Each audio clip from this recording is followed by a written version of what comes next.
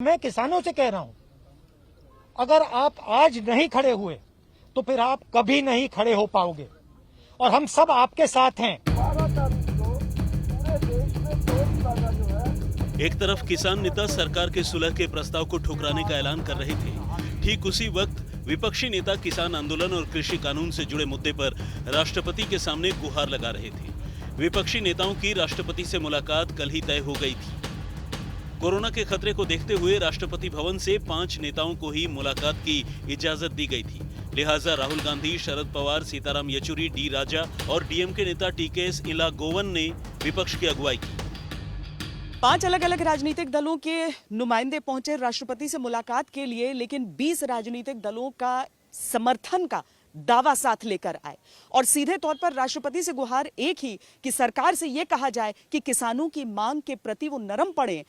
जो ऐसा कानून रहा जिस पर उनके अनुसार चर्चा उतनी नहीं हुई जितनी होनी चाहिए थी, उसमें परिवर्तन की आकांक्षाओं को लेकर।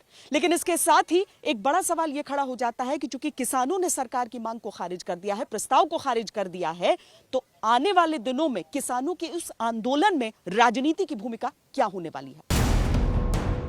विपक्षी दलों ने राष्ट्रपति को अपनी मांग की एक चिट्ठी सौंपी, जिसमें लिखा है, संसद में अलोकतांत्रिक तरीके से पास किए गए नए कृषि कानून भारत की खाद्य सुरक्षा को खतरा है, कृषि और किसान को नुकसान पहुंचाने वाले हैं। इन कानूनों से एमएसपी खत्म करने और कृषि पर पूंजीपतियों का कब्जा होने का आधार बनाया जा रहा है। आपसे निवेदन है कि भारत के अन्नदाताओं की मांगों को अनसुना न किया जाए। इन बिलों का लक्ष्य प्रधानमंत्री जी के मित्रों को हिंदुस्तान का जो एग्रीकल्चरल सिस्टम है वो पकड़ाने का है और किसान इस बात को बहुत अच्छी तरह समझ गया है। किसान की शक्ति के सामने कोई नहीं खड़ा हो सकता है और सरकार को गलतफहमी में नहीं होना चाहिए।